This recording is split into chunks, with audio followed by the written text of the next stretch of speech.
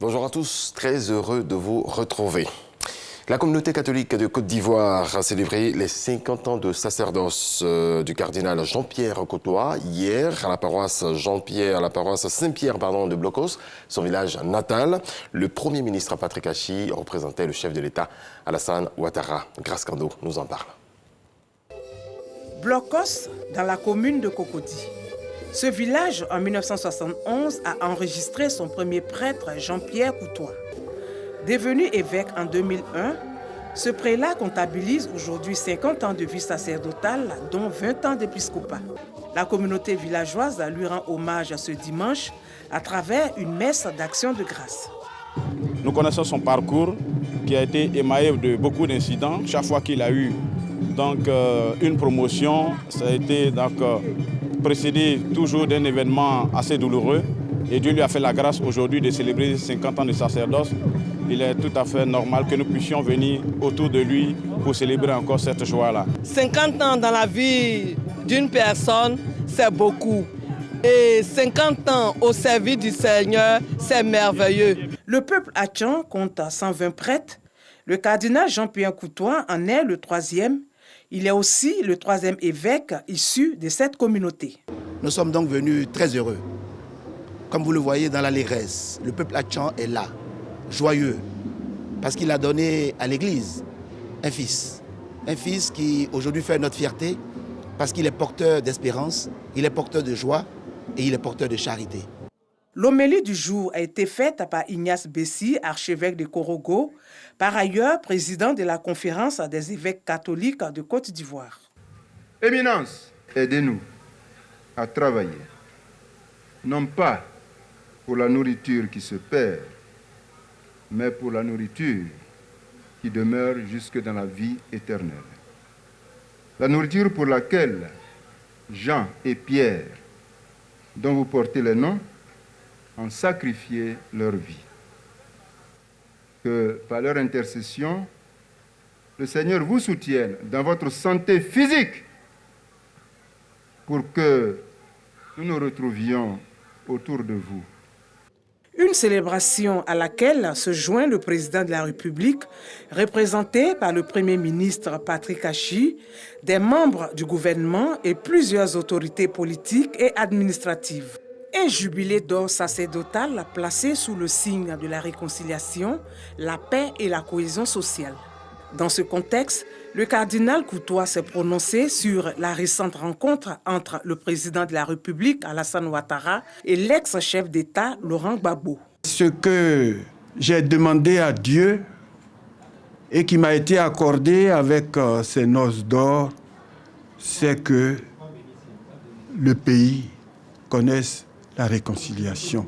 Nos deux grands leaders, ils se sont parlé, eux-mêmes ont qualifié leur rencontre de fraternelle et amicale. Bien, c'est une route qui est tracée pour nous tous et nous devons tous prendre cette route-là.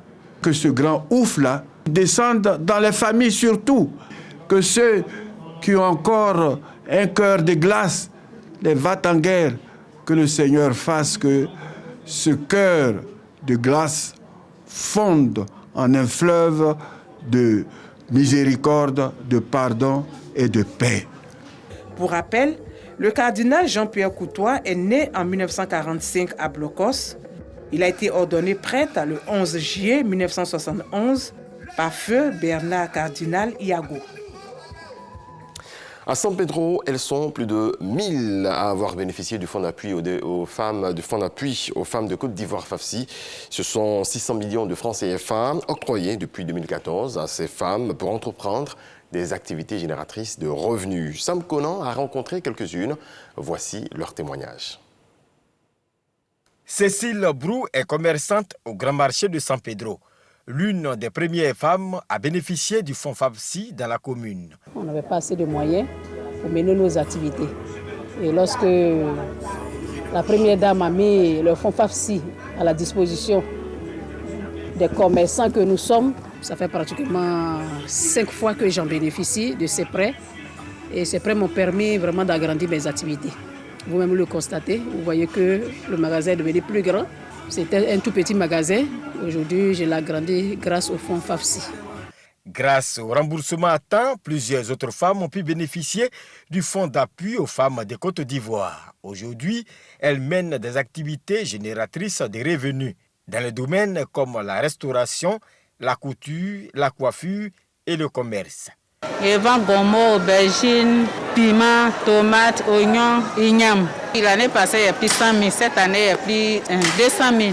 Ça m'a permis de développer ma commerce. J'ai bénéficié du fonds FAFSI à San Pedro ici. Cela m'a fait faire un magasin de riz.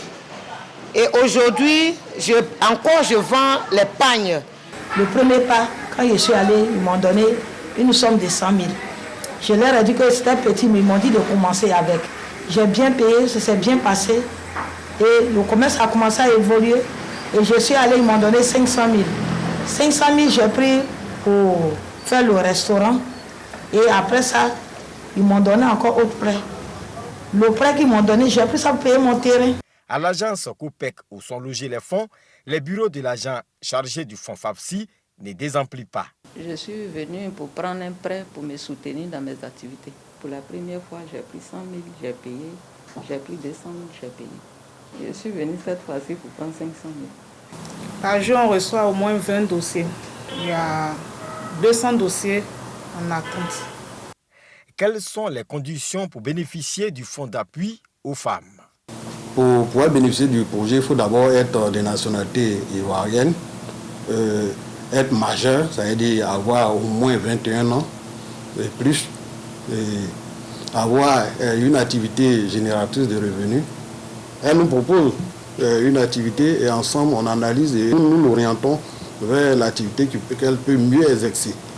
La dame, elle se rend dans nos murs, elle ouvre un compte à blanc. Selon le chef d'agence de la COPEC du quartier Cité, de 2014 à ce jour, plus de 600 millions de francs CFA ont été octroyés à 1145 femmes de San Pedro.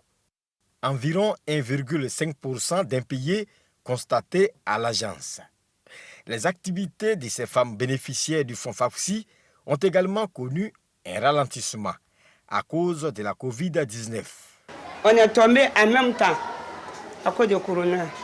Mais Dieu merci, à cause des faces là, c'est ça, on est en train d'enlever un peu. Maintenant, elles commencent à se retrouver et puis voilà, elles remboursent régulièrement leurs crédits. Les responsables ont tenu compte de ces aléas en faisant les reports d'échéance. Les femmes bénéficiaires reconnaissantes à la première dame Dominique Ouattara, initiatrice du fonds d'appui aux femmes des Côtes d'Ivoire. Je dis merci beaucoup à la première dame Dominique Ouattara qui nous a soutenus, qui nous a aidés et qui a mis les prêts à notre disposition pour que nous puissions travailler avec. J'ai dit à madame Ouattara, merci beaucoup. Tout ce qu'il fait là, Dieu n'a qu'à lui donner centime. C'est FAFSI qui a devenu mon mari. Je dis vraiment merci à la première dame qui a permis que les femmes soient autonomes. Des femmes de San Pedro engagées pour leur promotion économique et sociale face à la Covid-19 pour une Côte d'Ivoire égalitaire grâce au fonds d'appui FAFSI. Des jeunes bientôt formés dans le domaine de l'agriculture et de l'élevage à l'INPHB de Yamoussoukro. C'est le fruit d'un partenariat entre le ministère de la Jeunesse, de l'Emploi des Jeunes et du Service civique et celui de l'enseignement technique et de la formation professionnelle. Des détails avec Eugène Atoubé. Entre les deux sites qui abritent les écoles de l'INPHB de Yamoussoukro, un champ-école destiné aux étudiants en sciences agronomiques. Une superficie de 10 hectares sur laquelle on cultive de la banane plantain de contre-saison et du cacao. Avec un système d'irrigation moderne, un champ-école découvert avec émerveillement par le ministre en charge de l'emploi des jeunes, à l'invitation de son collègue de l'enseignement technique et de la formation professionnelle. Notre incubateur vise les étudiants qui ne sont pas de l'école d'agronomie et aussi les déscolarisés. Cet incubateur les forme donc, sur tout ce qui est entrepreneuriat agricole, notamment sur les fonctions techniques de production végétale, mais aussi sur les fonctions transversales, notamment la comptabilité, la ressource humaine et la gestion donc, de leur plan de carrière tout le long du processus. Dans un premier temps, on va pouvoir former ici des jeunes dans les métiers de l'agriculture et former les jeunes dans les métiers de l'élevage. Au niveau de cette école, modestement, on a des solutions. Et je souhaiterais vraiment que ces solutions soient mises à la disposition des jeunes et de notre pays et de l'Afrique. C'est un apprentissage théorique et pratique de haut niveau, mettant un accent particulier sur les nouvelles techniques culturelles exigées dans l'agriculture moderne, que l'INPHB inscrit à son offre de formation. Le rapport de l'agriculteur à l'outil de production pour un meilleur rendement et son entretien. Autre exigence de l'agriculture moderne est prise en compte dans la formation. L'INPHB s'appuie sur ses partenaires opérant dans le domaine de l'industrie pour la mise à disposition du matériel et la formation des formateurs. Tout ce que nous avons vu ne peut se faire si ce n'est pas accompagné de la mécanisation agricole. Quand il finit la formation, on l'équipe avec l'outil didactique, c'est-à-dire la machine qui a servi à le former. Et le jeune, aujourd'hui, je crois qu'il est prêt à se prendre en charge. L'offre de formation de l'INPHB va au-delà de l'agriculture. La structure peut accueillir les jeunes intéressés par la pisciculture et l'élevage. Que ce soit l'élevage de poissons, de dindes, de bœufs, de moutons ou de cailles, la formation est nécessaire. Une seconde chance, dira le directeur général de l'INPHB, pour leur réalisation sociale. Je suis assistant de direction de formation. J'ai exercé, j'ai décidé de me reconvertir. Nos attentes, c'est que vraiment on puisse bénéficier d'un financement et puis pouvoir s'installer. Nous mettons en place donc des financements et l'encadrement nécessaire pour les amener à s'installer donc à leur propre compte et être de vrais agripreneurs, c'est-à-dire des entrepreneurs dans le domaine donc de l'agriculture. 100 jeunes financés par le ministère de la Jeunesse, de l'Emploi des Jeunes et du Service civique sont déjà sortis de l'incubateur de l'INPHB et insérés dans diverses structures agricoles. Et 4 autres ont obtenu le financement de leur projet. Un partenariat gagnant-gagnant qui reste à sceller entre le ministère en charge de l'Emploi des Jeunes et l'Institut national polytechnique Houphouët-Boigny. Marie-Tatiana Yanké est la reine de la beauté. La Oulaba 2021 a bénéficié des largesses de Dame Nature. Du haut de son mètre 80 et forte de ses 98 kilos, elle a supplanté les 10 autres candidates en lice. C'est ce samedi 31 juillet 2021 qu'elle a été couronnée au Palais de la Culture d'Abidjan-Treichville. Yannick Ifoumi et Walter Amadou Ouattara nous en parlent.